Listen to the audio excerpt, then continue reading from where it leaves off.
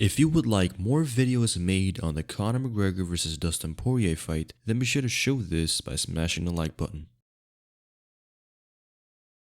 I've been listening to laughter all my career. They've been laughing. What, an Irishman win a Cage Warriors world title? Hell no. You serious? An Irishman? An Irishman win a fight in the UFC? Hell no. Laughs all around. Laughter all around at the Joker. Then the Joker goes and wins the world title. Now he wants to win a second world title. More laughter. The sound of laughter and the sound of doubt motivates me. That's what's going to drive me to the gym when I need to go to the gym and to put in that work to get that win. So that's where we're at right now.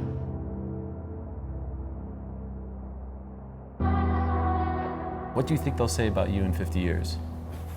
You know, I'm not quite sure what they'll say about me. They'll probably just say I'm a young kid who showed up when he said he was going to show up. And that's it.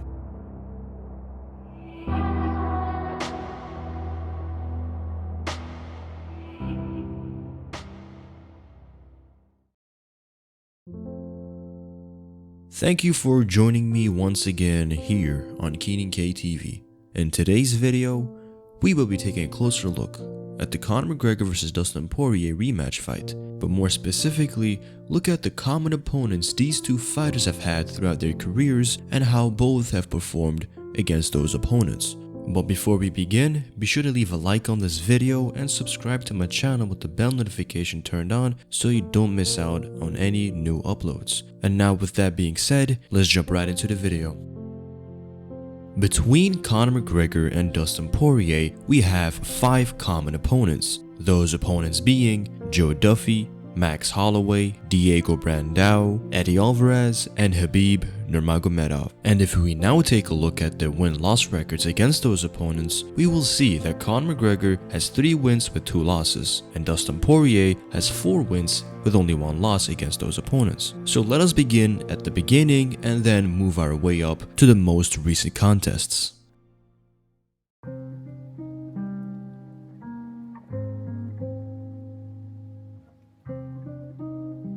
Starting with Joe Duffy. Joe Duffy is a fighter who has been in the sport of mixed martial arts for a very long time, so it is no surprise that he fought both Conor and Dustin Poirier. Being a fellow Irishman, he was able to fight Conor McGregor very early on in his career in 2010 at the Cage Warriors promotion. In that fight, there was not much to be seen because it ended very quickly. However, from the opening of the fight, you could immediately tell that Conor McGregor was a way crisper fighter, being able to catch Joe Duffy as he was coming in and also cut him as he was backing him up against the fence. From there, Duffy shot low, took Conor McGregor down, and submitted him by way of an arm triangle. There is not much to say about this fight. McGregor was still very young in the sport, being just 22 years old. McGregor then went on a 15-fight winning streak, so that must have been a very big crucial turning point in McGregor's career. Because I tapped to a choke before and I thought I nearly felt I beat myself up before that. I took a lot from that loss. That time I was beating my second loss. I took a lot from that, you know what I mean? Because the way I was thinking beforehand. So when the choke kind of went on, I just felt like, then I had to sit with that saying, man, I tapped too early. I had caught him, I dropped him, and I bust him over the eye. He had a big gash over his eye, and he caught me with a takedown and ended up catching me in the choke. And then seeing me teammates do things like that, you know what I mean? Maybe that was a year later or whatever. And then again, like I say, I'm growing every time, but now I'm ready to die.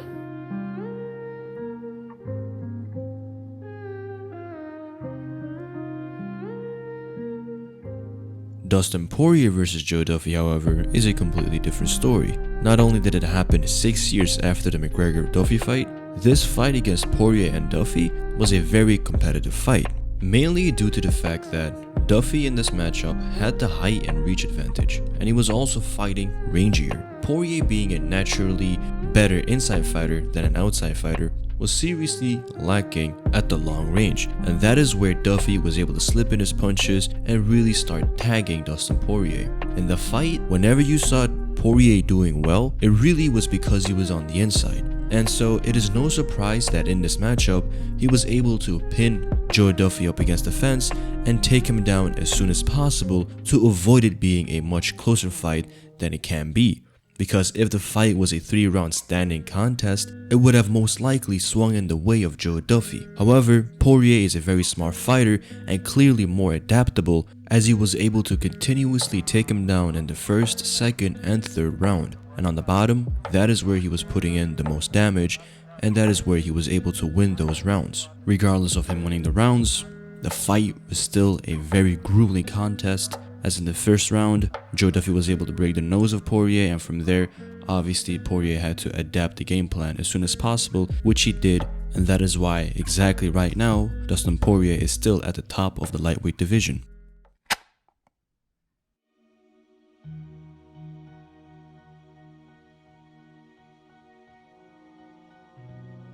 Max Blast Holloway is one of the best featherweight champions of all time. But before he even got to that position, he first had to overcome a couple of losses in his own right, both to Dustin Poirier and Conor McGregor early on in his career. At just 21 years old and with a professional record of 4-0, Holloway made his UFC debut against Dustin Poirier. In that fight, the young Poirier showed his feistiness and was immediately quick to bring the fight to Dustin Poirier. But yet again, Poirier managed to bring the fight to the mat and end it as soon as possible, yet again showing his class and his experience in a fight where he was able to mix it up against a relatively inexperienced Max Holloway.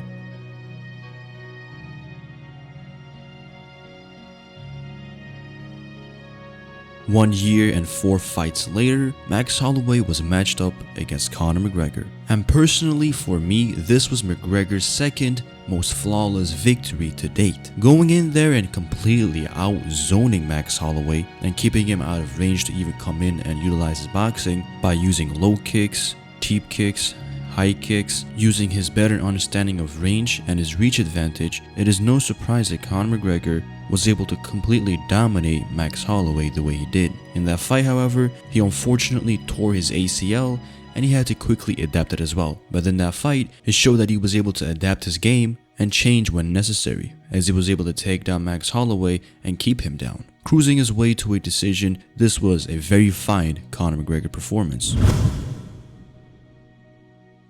Now, when we're taking a look and comparing both of their performances, we can immediately tell that they are not fighting the Max Holloway of today. They were fighting a very young fighter, a very inexperienced fighter. And so, for them to go in there and completely dominate Max Holloway then as they did is no real big surprise. But it was very clear that Conor McGregor was able to just completely beat Max Holloway without any questions.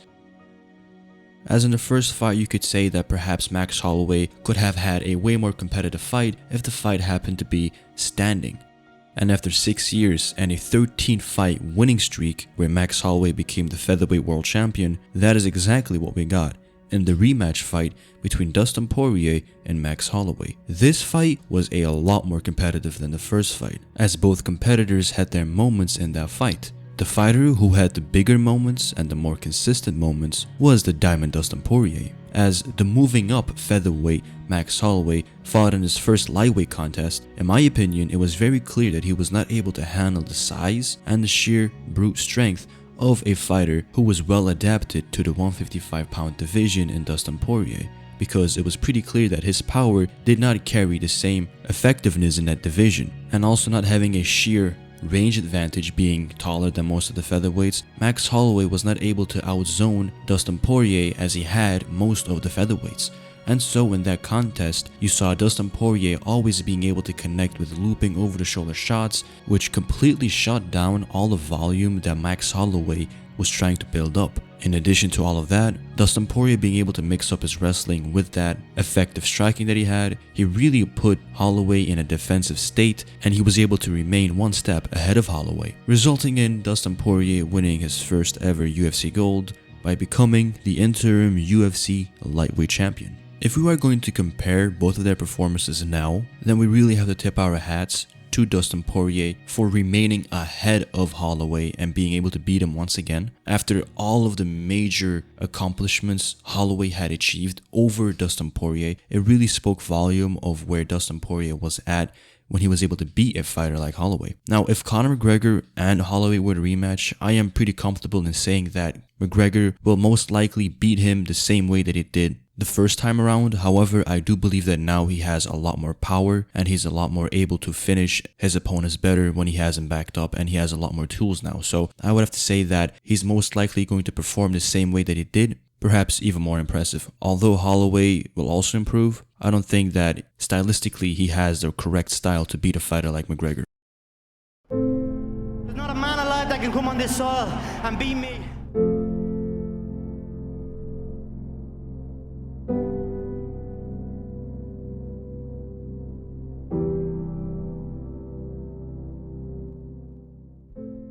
For both McGregor and Poirier, the Diego Brandao fight was a great showcase fight. As Diego Brandao is a very feisty and hungry fighter, his aggressive nature resulted in both of their fights to be a very great fight to watch. Starting with the McGregor fight, because that happened first, we could immediately see that Conor McGregor's trash talking before the fight agitated Brandao even more to fight even harder. But the harder he fought, the more mistakes he made, as the Ranger Conor McGregor was always able to step back out and counter as Diego Brandao was walking in. The difference in fight IQ and striking arsenal really came in through, as Conor McGregor was able to utilize his kicking game to back Brandao up even more and corner him. And as he was cornering him, Conor McGregor started to put the pressure on him. And when Conor McGregor has you backed up and hurt, he makes sure that he finishes you. As he went to the body and then finished the fight off with a beautiful jab straight, Diego Brandao had no other option but to go down. It was a beautiful performance by Conor McGregor, and since the fight happened in his hometown in Dublin, Ireland, he made sure that he delivered. If we now take a look at the Dustin Poirier against Brandao fight, we will see that in this matchup, Diego Brandao came in overweight and out of shape, which could indicate obviously that he was not as prepared for the McGregor fight as he was for the Poirier fight. Regardless, however, Poirier's performance was very similar to McGregor's, as he was able to stay on the outside, pick apart Diego Brandao as he was coming in, and make Diego Brandao work because he's out of shape and he will fatigue a lot faster. 4 minutes into the fight, and after connecting with flush shots, Dustin Poirier was able to back up Diego Brandao, and that was when he was starting to unload on him, occasionally tripping him to the mat and making him stand back up so he wastes a lot more energy. You could clearly see that Diego Brandao was hitting his fatigue point closer and closer. As Poirier was able to drop him and then follow him into the mat, he started to unload some ground and pound and secure himself a first round finish over Diego Brandao as well. In comparison, both fighters pretty much fought a very similar game plan and executed the fight pretty much in the same manner, as they both were able to finish him in the first round, both were able to back him up and put him down and out. McGregor and Poirier, being both southpaw fighters and having a size advantage over Diego Brandao, were able to utilize that outside and that range advantage to their advantage and just really go in there and pick apart a fighter like Diego Brandao. Now against McGregor, Brandao was a little bit more committed, a little bit more in shape. So perhaps it took Conor McGregor a little bit more to get him out of there than what it took for Dustin Poirier. Regardless, for both fighters, this was a great showcase fight.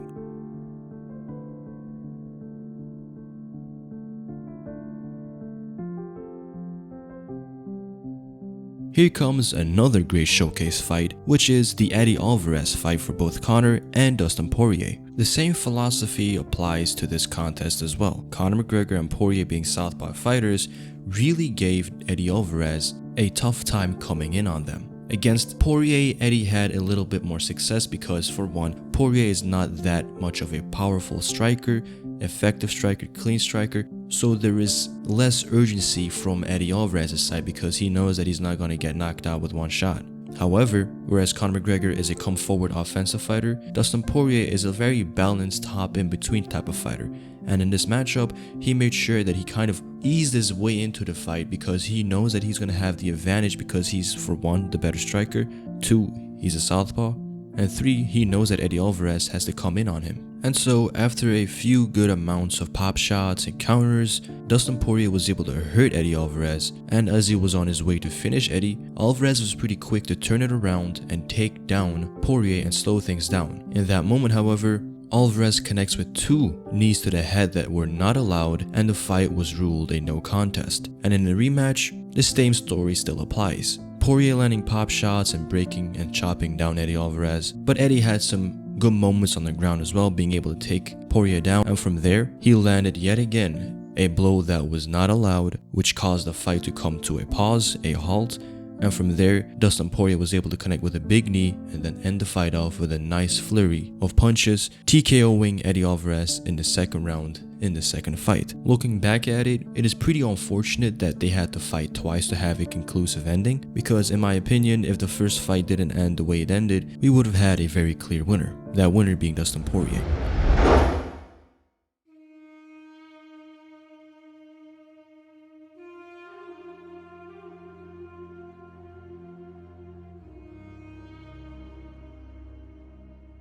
Looking at Conor McGregor's performance, which is in my opinion his best performance in his entire UFC run, we saw McGregor completely shutting down Eddie Alvarez in every single aspect of the fighting game. Walking him down, zoning him out, by beating him in the jab fighting contest where he was able to have his jab in a more dominant position than Eddie's, which resulted in Eddie having to only rely on a straight right, which against a southpaw fighter means that it has to travel a greater distance, and a greater distance means more time to see it coming in. And Conor McGregor being a terrific counter striker, that is exactly what he needed. Going to the body as well and systematically chopping him down, Eddie Alvarez tried to mix it up and utilize his striking, which worked against Dustin Poirier. Unfortunately for Alvarez, McGregor's grappling defense is very outstanding, and as soon as he was not able to take him down, the fight was pretty much a foregone conclusion. Ending with the most iconic punch combination knockout the UFC has ever seen, McGregor then became a two-divisional simultaneous UFC world champion.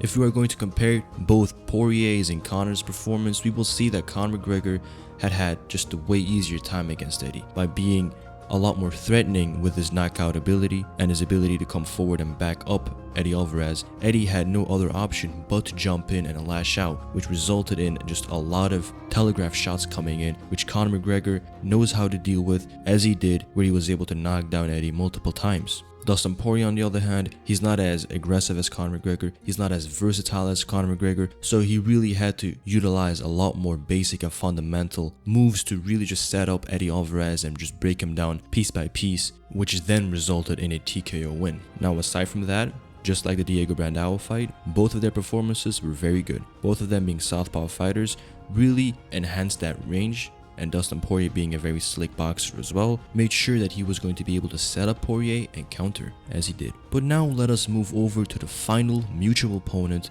these two fighters have had, which is the Eagle Khabib Nurmagomedov.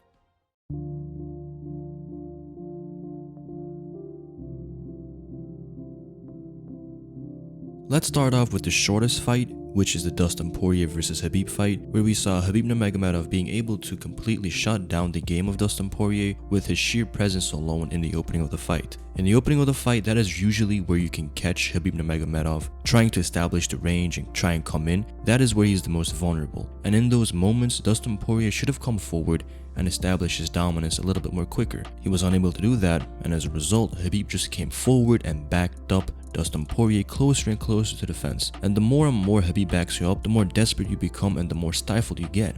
And so immediately when Khabib Nurmagomedov shot in for a takedown, he shot in deep, he shot in quick, and he shot in hard. So taking Poirier down was not that difficult for Khabib Nurmagomedov. And so immediately the systematical breakdown of the opponent started to occur, as every single opponent of Khabib Nurmagomedov had to go through. Khabib started to pin him down to the mat, lock his legs, take his back, just overall completely shut down the game of Poirier and do what he wanted to do with him in the grappling department. In the second round, Dustin Poirier had a shot at submitting Khabib Nurmagomedov when he jumped into a guillotine choke that was only in half guard. Now, a guillotine choke that is in half guard does not have the same leverage and the same squeeze as a guillotine choke in full guard. So he was trying to get that submission into full guard, but Khabib is a smart fighter. He was always able to push the leg away from his hips and just avoid getting into full guard. And the longer that he stayed in half guard, the more time and energy Dustin Poirier wasted, and the more time Khabib had to wiggle out of that submission, as he did. And from there,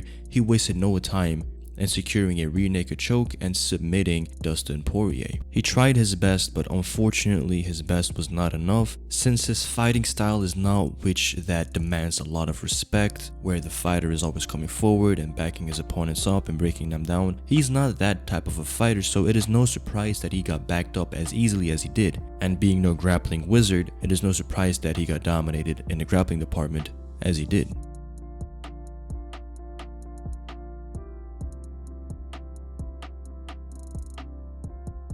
Now if you take a look at the McGregor versus Khabib fight, sure, it was longer, but in the grand scheme of things, it was no different than what the Poirier fight was. If anything, it was a way better performance for Khabib than his performance against Poirier. However, McGregor, in comparison to Poirier, did way better, but like I said, in the grand scheme of things, that does not mean that much. However, in the little details, you will immediately see that, for one, Khabib Nurmagomedov had a tougher time taking down Conor in the first round. In the second round, he had no problems. In the third round, he couldn't get any takedowns, and that was the round that Conor McGregor was able to fight a little bit calmer, a little bit more focused, and a little bit more sharper, which resulted in him connecting with a lot of good body shots, good left straights, avoid getting taken down. And it is no surprise that he won that round, but saying that, it doesn't necessarily mean that that round was a complete shutdown. Far from it. It was just that he was able to do just a little bit more than Khabib, but that sense of, oh, look, Conor is getting into the fight a little bit, and he's probably going to start picking it up from here, got completely turned around when Khabib took him down in the fourth round and tapped him out. But we are not here to compare Khabib's performances against the two, but the two against Khabib's. So if we're going to be taking a look at who performed better, sure, Conor McGregor did way better, as he was able to stop 4 out of the 7 takedowns, have a lot more toe-to-toe trading with Khabib, connecting more on Khabib. So in that sense, Conor McGregor showed that he was just better prepared to fight a fighter who was a very strong wrestler like Khabib, but it was just not enough. And perhaps if he came in sharper for a rematch, a little bit more experienced against that style, he could have done better, but those are just assumptions that we will never know the reality to because Khabib is now retired. And so these were the mutual opponents between Conor McGregor and Dustin Poirier. In the grand scheme of things, it is nice to look at the similarities between the two against those opponents, but we can never really say that, look, because he lost to this guy, that means that he's going to lose to that guy. It's not the way that the fighting world works. MMA math doesn't work, because in the end, styles make fights. And so come fight night at UFC 257, January 23rd, 5 years after their first initial contest in 2015, Conor McGregor and Dustin Poirier surely have improved and changed their fighting methods from the first contest. Which style has gotten better and which style will prevail? In the end, only time will tell what will truly happen. For now, these were only the mutual opponents between Conor McGregor and Dustin Poirier. As always, I have been Keenan from Keenan KTV, signing off. Later.